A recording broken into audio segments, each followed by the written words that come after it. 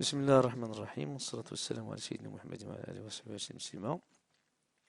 Mes chers élèves, avant d'entamer notre type sur les formules, on va parler un peu de ce qu'on appelle les pointeurs en Excel. Donc, il existe 5 pointeurs les plus importants en Excel. On va commencer par la croix blanche. Ce pointeur-là, ça permet de sélectionner une plage de cellules. D'accord? Ça permet de sélectionner une plage de cellules. D'accord?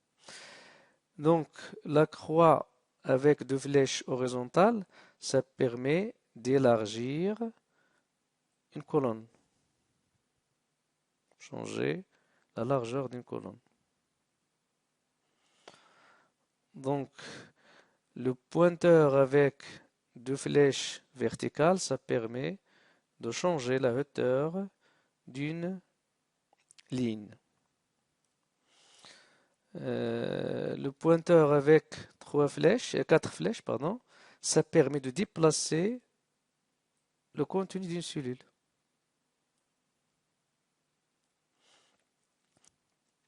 Le dernier pointeur, c'est une croix noire, pleine. D'accord? Quand je place mon curseur sur un petit carré situé en bas à droite d'une cellule, c'est ce qu'on appelle la poignée de recopie, mon curseur se transforme en un pointeur qui est noir, une croix noire. Ça permet soit de copier le contenu d'une cellule, ou bien d'incrémenter une série.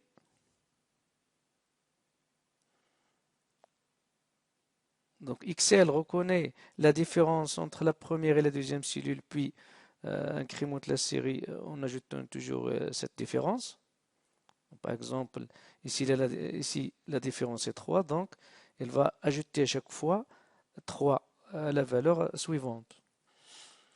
Donc, soit d'incrémenter une série qui contient des valeurs numériques à la fin, comme par exemple élève 1, ça va s'incrémenter en élève 2, en élève 3 jusqu'à la place voulue.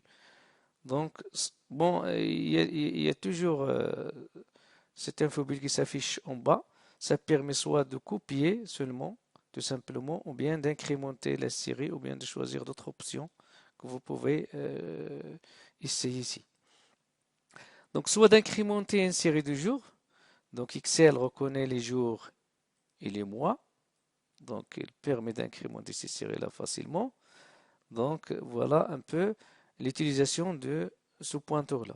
Donc, ce pointeur, donc, il est très utile dans l'utilisation des formules qu'on va voir donc plus tard.